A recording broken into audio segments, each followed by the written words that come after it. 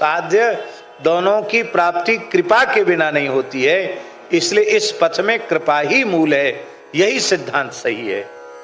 और यह कहने के बाद कहा अग्र स्वामी जी को, अब मेरी आज्ञा है कि तुम रेवासा में जाकर के विराजो,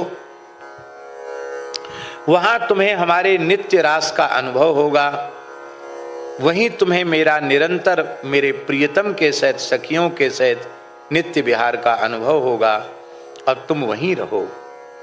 तब आप वहां से चले हैं रेवासा में।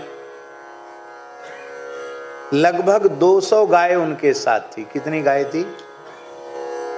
और श्री पयहारी जी ने अपने सेव्य ठाकुर जानकी नाथ जी उनको प्रदान कर दिए। जानकी नाथ जी को पालकी में विराजमान करके, और लगभग 200 गाय थी और 200-300 संत थे साथ में, पूरी जमात थी। जमात लेकर के चले हैं। अब तो पानी की सुविधा राजस्थान में भी हो गई है। पहले कोई जमाना ऐसा भी था कि लोग कहते थे महाराज घी जितना चाहो उतना खर्च कर दो, पानी हिसाब से खर्च करना, घी से भी ज्यादा कीमती पानी। ऐसा राजस्थान का इलाका था। तो संतों की जमात और श्री जानकी नाथ भगवान चल रहे थे। ऐसे रेतीले क्षेत्र में, रेगिस्तान के क्षेत्र में पहुंच गए, जहां दूर दूर तक कहीं पानी नहीं था। रेत के टीवा टीवा, जिनको हमारे यहाँ राजस्थान में धौरा कहते हैं, धौरा ही धौरा। ये तो धौरा की धरती है राजस्थान की। धौरे ही धौरे थे, पानी कहीं था नहीं। और साधु 1-2 दिन चल करके बिना खाए पिए, न ठाकुर जी को भोग लगा। गाय भी प्यासी थी, क्या करें? लगा कि क्या प्राण निकल जाएंगे। अब लोगों को चलने की भी शक्ति नहीं थी। तब तक एक पर्णकुटी दिखाई पड़ी, सुंदर बगीचा दिखाई पड़ा। अब ये ध्यान में नहीं आया कि अभी थोड़ी देर पहले तक तो यहाँ कहीं कोई पेड़ पौधा नहीं, केवल रेती रेत के टीवा, और अब ये हरियाली कहाँ से आ गई? भगवान की लीला। बोले भाई हरियाली दिख रही, चलो वहां तक तो चलो। वहां गए तो एक वयोवृद्ध माता जी थी तपस्विनी वेश में। उन्होंने कहा आओ संतो पधारो, कोई चिंता मत करो, सरोवर में बढ़िया से स्नान करो, अमृत के समान मीठा जल पियो, और कोई कमी नहीं, सब राशन सामग्री यहाँ रखी हुई है। खूब प्रेम से जानकी नाथ जी की रसोई बनाओ, भोग लगाओ, पाओ, और जब तक यहाँ रहना हो तब तक प्रेम से रहो। गायें भी प्रसन्न, संत भी प्रसन्न, सब बड़े तृप्त हो गए और खूब कथा कीर्तन का सुख मिला। रात्रि को विश्राम किए। बोले हम तो आगे की ओर बढ़ेंगे, यहाँ रहने के लिए नहीं आए हैं, कल हम लोग प्रस्थान करेंगे। सवेरे जैसे ही उठे, बहुत ध्यान से सुने, जैसे ही सवेरे उठे तो सब क्या देखते हैं कि हम तो रेत में पड़े हुए हैं, ना वहाँ तालाब है, ना वहाँ झोपड़ी है, ना वहाँ कोई पेड़ पौधे हैं, ना कोई फल फूल है, कुछ नहीं वहाँ, जैसे पहले थे वैसे ही। तब आश्चर्यजनक घटना की ये क्या हो गया अकस्मात। तब श्री अग्र स्वामी जी ने रुदन करते हुए पुनः श्री किशोरी जी का स्मरण किया। हे स्वामिनी जी, ये तो आपकी ही लीला है। ये तपस्विनी वेश में, वृद्धा के वेश में आप ही पधारी। उनके पुकारते ही जानकी जी फिर से प्रकट हो गई और उन्होंने कहा अब तुम ज्यादा घूमो मत राजस्थान में, जमात के सहित रेवासा आ जाओ, वहीं तुम्हें मेरा दर्शन होगा। और फिर श्री अग्रदेवाचार्य जी महाराज जब रेवासा आए तो रेवासा में ज्यादातर बस्ती बंजारों की थी। बंजारे होते ना, बंजारे थे, और कांच का व्यवसाय करने वाले कचेरे थे, और नमक का व्यापार करने वाले भी कुछ लोग थे, और वैश्यों में वहां प्रमुखता थी कावराओं की, कावरा वैश्य थे कितने लोग, कुछ ब्राह्मणों के घर भी थे। ऐसे अपने समय में रेवासा व्यापारियों का केंद्र था, उसमें सीकर वीकर नहीं था। हाँ, रेवासा जो है वो जयपुर से बहुत पुराना है, तब जयपुर भी नहीं था। रेवासा का इतिहास बहुत पुराना है और रेवासा अपने समय में व्यापार का केंद्र रहा। तो श्री अग्रदेवाचार्य जी की प्रसिद्धि तो हो ही गई थी। वे जब वहां रेवासा पधारे तो सब लोग उनका दर्शन करने आए। उनके सेव्य ठाकुर जानकीनाथ जी का दर्शन किया। बोले महाराज यहाँ आए तो आपने बड़ी कृपा की, लेकिन यहाँ पानी की बहुत समस्या है। आपके साथ इतनी गैया हैं, संत हैं, साधु थोड़ा पानी ज्यादा ही बर्बाद करते हैं, तो टंकी 2 बार 3 बार भी दिन में भरनी पड़ती है। क्यों? इनका पानी का खर्च ज्यादा होता है। तो यहाँ तो पानी की बड़ी समस्या है, आप कैसे निर्वाह करेंगे संतों के सहित? रेवासा की धरती में नमक है। क्या है?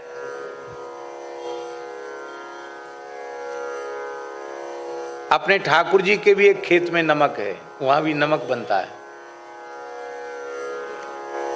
पानी बोरिंग से निकालो, खेत में डाल दो, थोड़ी देर में नमक हो गया। अब जिस पानी से नमक पैदा होता है, आप सोचो वो पानी कितना खारा होगा। तो एक तो पानी है नहीं बहुत गहराई तक, और निकालो तो नमक निकलेगा। तो प्रभु बहुत दूर से पानी आता है यहाँ,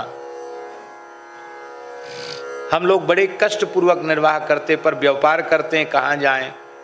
वर्षा के जल का संग्रह करके उसको पीने के काम में लेते हैं, दूर से पानी मंगाना पड़ता है। तब श्री अग्रदेवाचार्य भगवान ने अपना चिमटा उठाया, और बट का वृक्ष आज भी है वहां, जैसे ही उन्होंने चिमटा भूमि में स्पर्श कराया और गंगा जी का स्मरण किया, साक्षात गंगा जी प्रकट हो गई।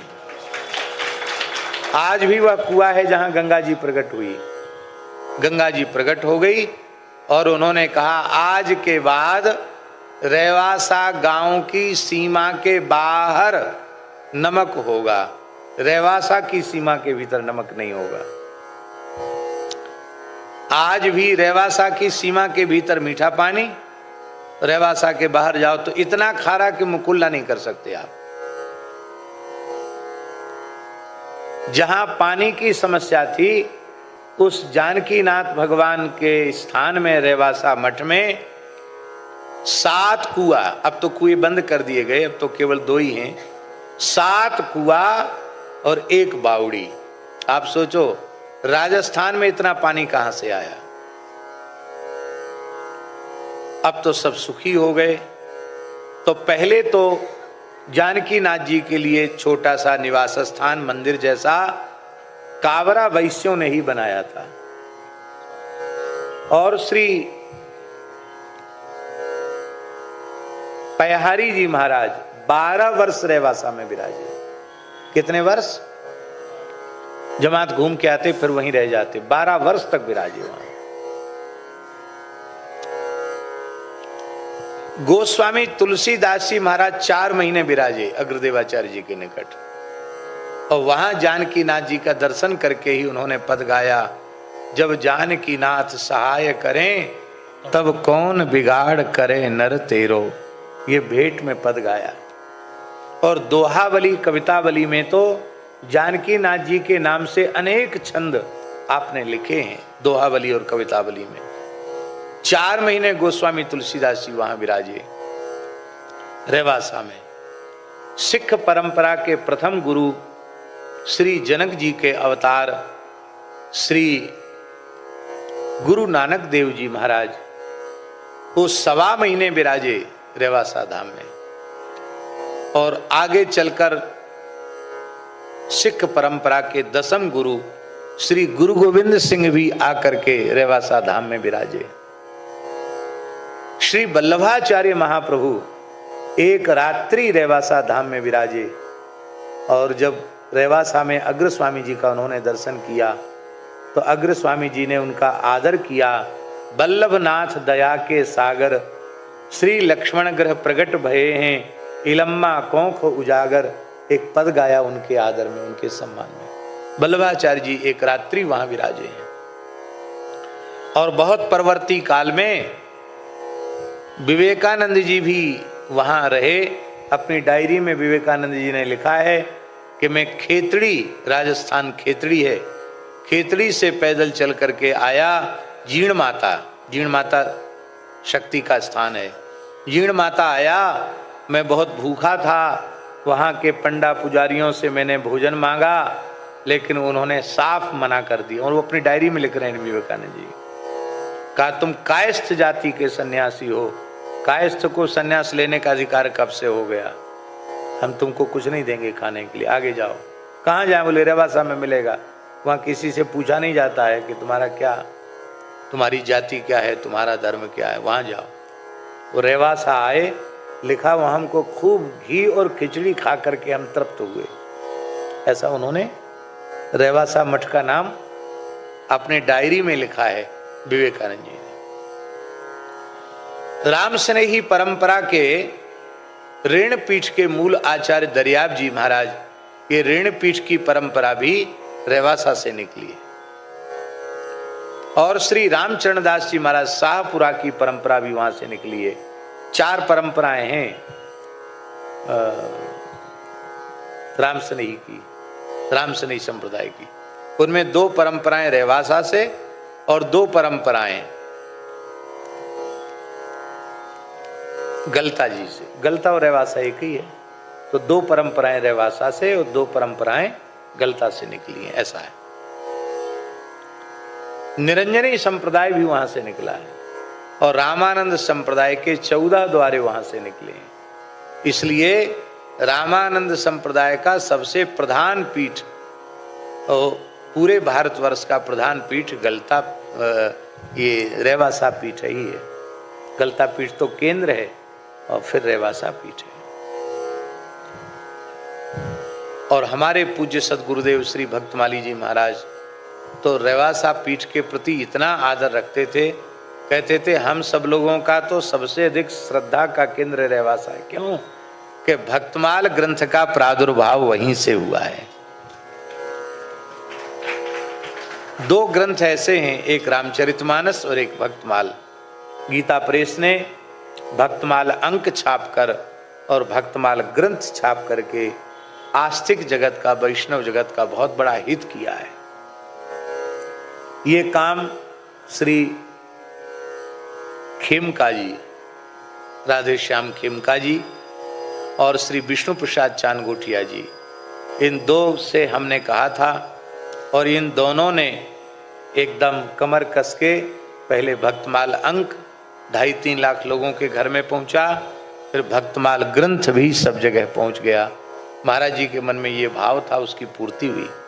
तो महाराज जी रेवासा के प्रति इतना आदर रखते थे कि रेवासा की का कोई आदेश आ जाए तो और सब चीजें एक तरफ, रेवासा का आदेश एक तरफ। इतना। हमारी पहली कथा जयपुर में हुई, जीवन की पहली कथा, त्रिपोलिया बाजार और तारकेश्वर महादेव के सामने। वो कथा महाराज जी को ही कहनी थी। उसी समय रेवासा महाराज पूज्य स्वामी श्री राघवाचार्य जी महाराज का आदेश आया महाराज जी से कि महाराज जी इस बार अग्र जयंती पर श्री अग्रदेवाचार्य जी का कुछ साहित्य प्रकाशन करना है, उसके संपादन प्रकाशन का कार्य आपको ही करना है। महाराज जी बोले हरिदास जी से कि आचार्य पीठ का आदेश आ गया है, अब हम लाख करोड़ काम भी मेरे लिए कुछ नहीं है, मैं उनकी आज्ञा से बाहर नहीं जा सकता। और महाराज जी उस कार्य में लग गए। बोले महाराज फिर कथा कौन करेगा? कथा का प्रचार प्रसार हो गया। बोले पंडित जी कहेंगे, हमको पंडित जी कहते तो पंडित जी कहेंगे। तो हमको इस तरह से पहली कथा कहने का अवसर। ये बात 1991 की या 92 की होगी, अनुमान है। तो इस प्रकार से वो रेवासा बहुत मुख्य पीठ है और अग्रदेवाचार्य जी महाराज ने भी देह त्याग नहीं किया, सदेह निकुंज गमन किया। उसके बाद पीठ पर श्री स्वामी विनोद अली जी महाराज विराजमान हुए। नाभाजी तो जीवन भर वहां विराजे ही, पर पीठ पर विनोद अली जी विराजमान हुए। विनोद अली जी, इनका जीवन चरित्र बड़ा विलक्षण हुआ। 180 वर्ष तक ये विराजे। कितने वर्ष तक? सदैव। और इनके समय में सारे संपर्क संबंध टूट गए, क्योंकि ये इतने अंतर्मुख हो गए निकुंज रस की उपासना में कि उनको अपने शरीर का ही होश नहीं रहता था। संसार के व्यवहार में तनिक भी रुचि नहीं थी। नेत्र उठाकर किसी स्त्री पुरुष की ओर देखते ही नहीं थे।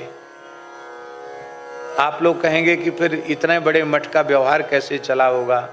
ठाकुर जी के उत्सव महोत्सव सब शिष्य प्रशिष्य करते रहे, पर आचार्य चरणों को किसी ने छेड़ा नहीं।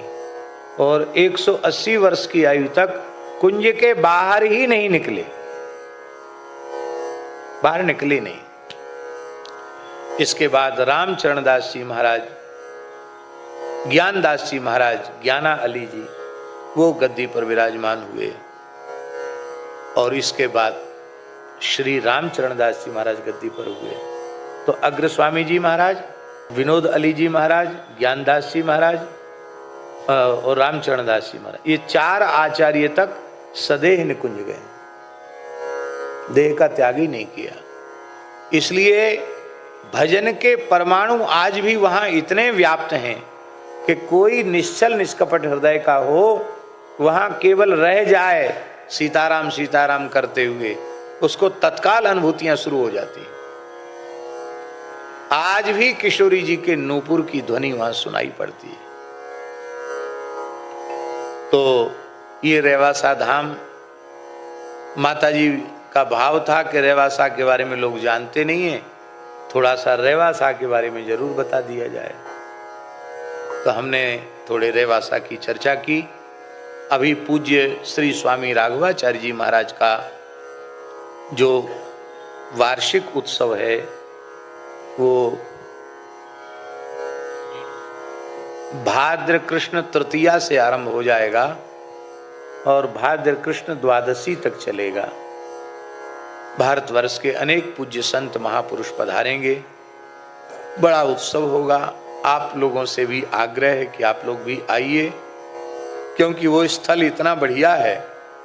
वहां से जीण माता 8-9 किलोमीटर है, शाकंभरी बिल्कुल निकट है, खाटू श्याम 20-25-30 किलोमीटर खाटू श्याम है, सालासर भी वहीं के निकट ही है, सबके बीच में है।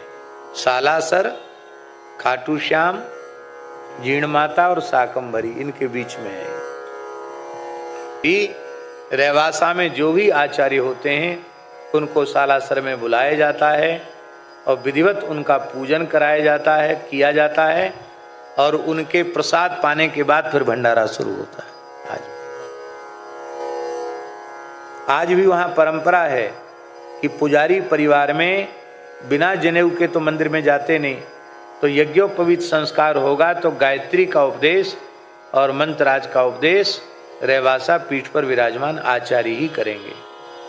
पहले तो ये नियम था कि मंदिर में पुजारी को प्रवेश भी आचार्य ही कराते थे, लेकिन अब इतना बड़ा परिवार है, किसी की 1 दिन की सेवा, किसी की 3 दिन की सेवा, किसी की आधे दिन की भी सेवा जिनके परिवार में बड़ी बट गई है, तो अब तो केवल यज्ञोपवीत वाला नियम है और बाकी नियम शिथिल है। ये रेवासा का परिचय हुआ।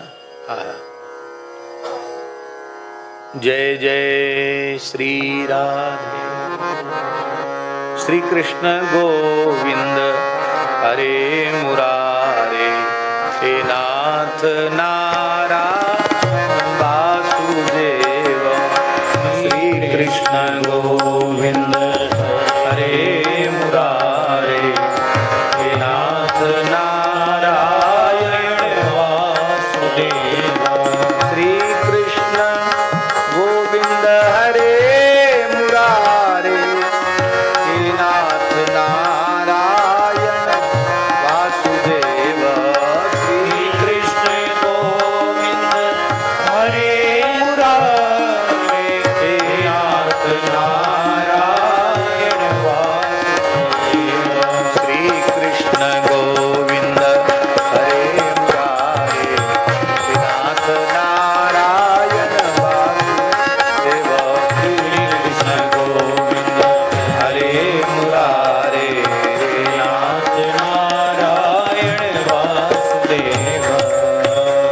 हमने कल यही कथा समाप्त की थी कि आगमिष्यत्यधीर्गेण कालेन ब्रजमच्युतः प्रियं विधास्यते पित्रोर भगवान सात्वतां पतिः।